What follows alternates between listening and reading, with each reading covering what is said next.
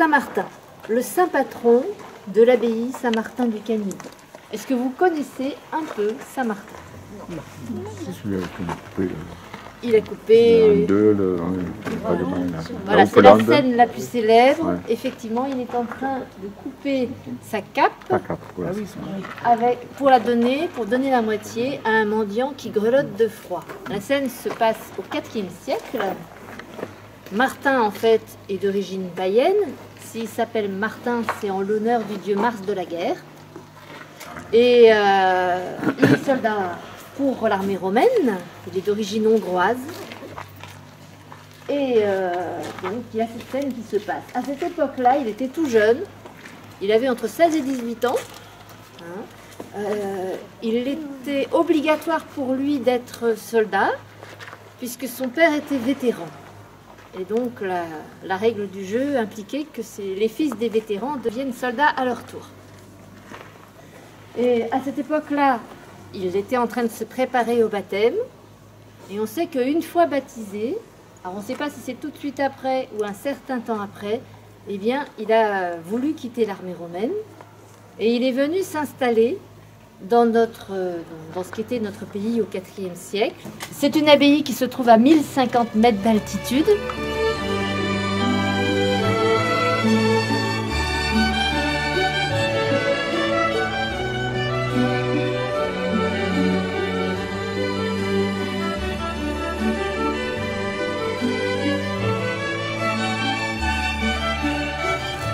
C'est assez extrême. Les bénédictins aiment construire sur des lieux un peu hauts, des petites collines, mais à ce point, c'est quand même assez rare. Les cisterciens, eux, vont plutôt construire dans le fond des combles. Pourquoi ces lieux un peu extrêmes? Pour mieux y ressentir la présence de Dieu, pour se sentir plus proche de Dieu. Bon, ici, c'est quand même extrême. Et est-ce que vous savez comment les moines vivent ordinairement, encore aujourd'hui d'ailleurs? De quoi vivent-ils? De leur travail. De leur travail, oui. Comment? Du jardin. Ben oui, effectivement, en général, les moines encore aujourd'hui mettent en valeur une ferme, un vignoble qui rapporte de quoi subvenir aux besoins de la communauté. Bon, ici, vous imaginez bien que dans le cadre où on est, c'était pas très pratique, même s'il n'était que 30. Bon, vous avez certainement, en grimpant, vous avez eu le temps de voir qu'il y avait encore des restes de murets et donc de terrasses. Donc il faudrait imaginer toutes ces terrasses cultivées par les moines.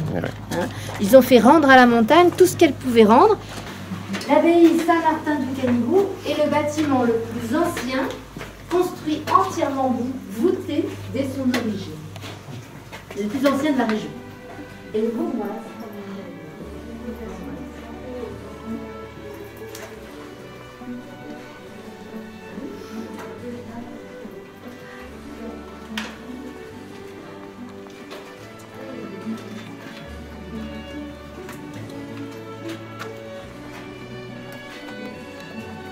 Alors, ce qui est merveilleux, c'est que ça n'a quasiment pas eu besoin de restauration. Vous voyez, il y a juste un réagrément du sol qui a été fait et un joint nouveau dans la partie basse. Vous voyez, le joint bien lisse garanti 20e siècle, là. Mais à partir de là, c'est le travail des moines. On voit bien la technique qu'ils employaient. Ils prenaient des petits moellons de pierre, ils faisaient un mélange à base de chaux et de gros sable de rivière, vous voyez comme c'est granuleux, et ils versaient le tout sur un coffrage en planche de bois. Et quand c'était sec, on notait le coffrage. Et donc, ce qu'on voit là, les lignes, ce sont les empreintes laissées par les planches de bois. Il n'y a pas seulement des empreintes, vous voyez, il y a même encore un petit bout de bois du coffrage là. Dans le petit trou. Superbe, quand tu réalises de quelle période ça vient, ouais. Ça te fait réfléchir quand même. Hein.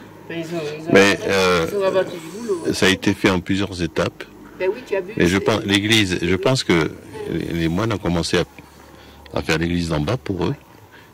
Et tu as vu le prêtre, ensuite il coupe la tête parce que l'autre il voulait prendre sa place et tout, là, ça a été à un moment donné. Bon.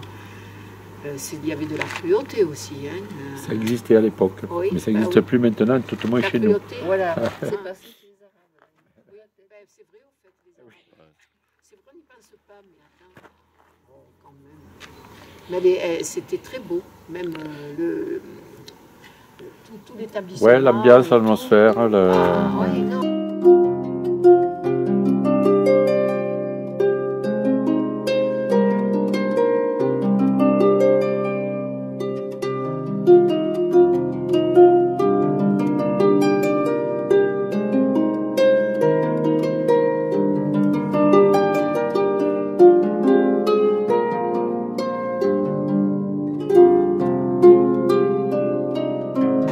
Et ce saint faisait beaucoup de miracles. Et donc, à la fondation d'une abbaye, eh bien, on dote l'abbaye aussi de reliques. Et ce sont ces reliques à lui que Guifred II, le fondateur, a voulu prendre pour fonder cette abbaye.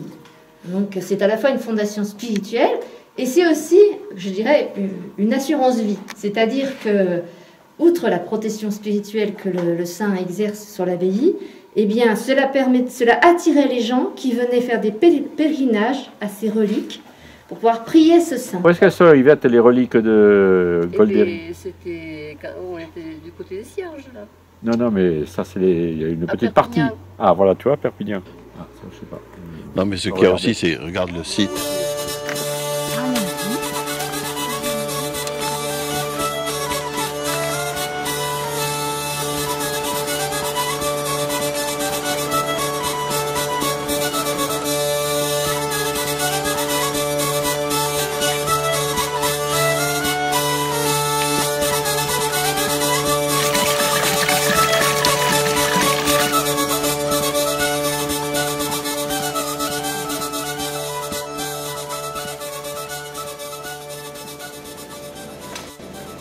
Jolie la façade là.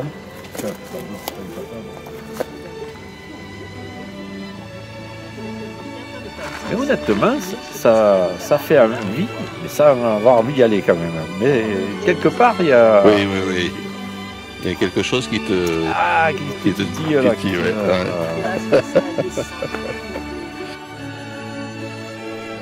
Et 80 ans, il dira. Donc là, elles sont 5 sœurs, hein, je crois. Non, 3 sœurs qui ont fait les vœux. Les vœux. Hein, 3. Les trois vœux. Ouais.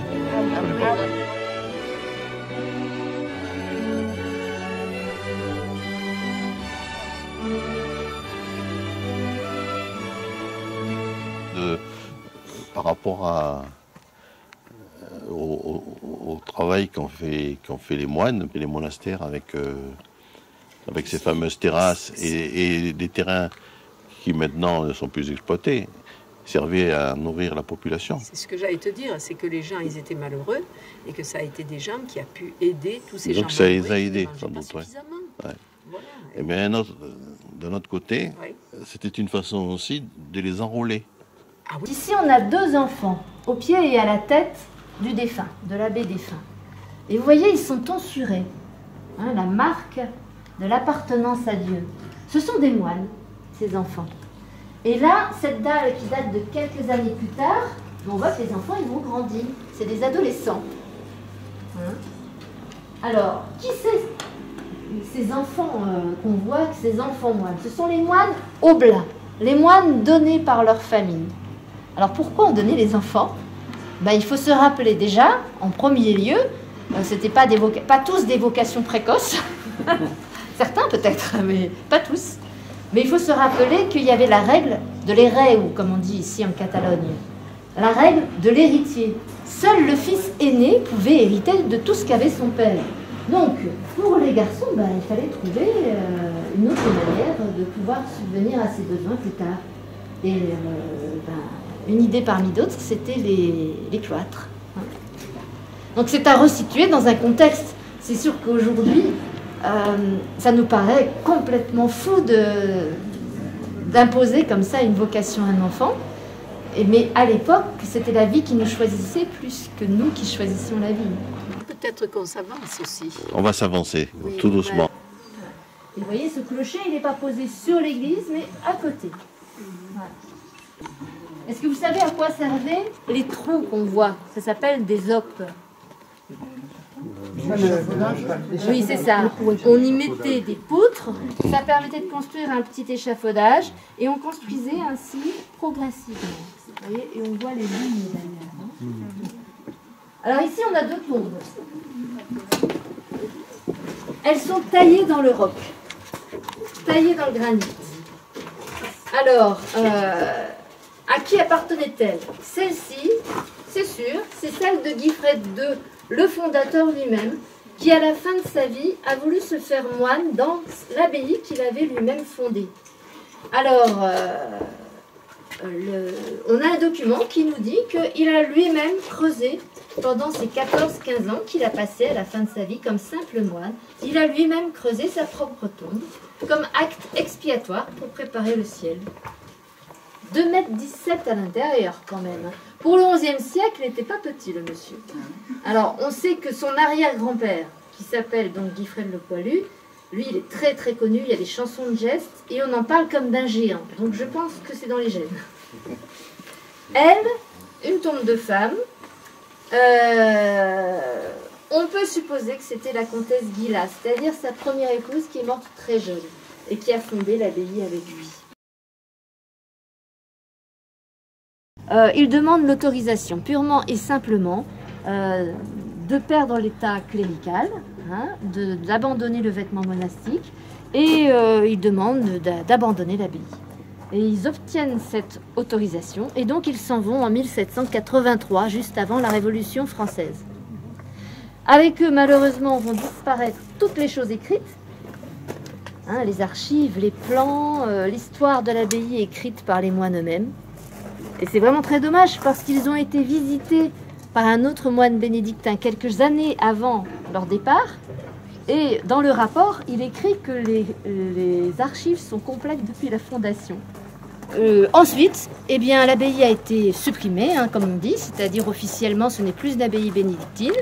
La crypte a été murée, ce qui l'a bien protégée.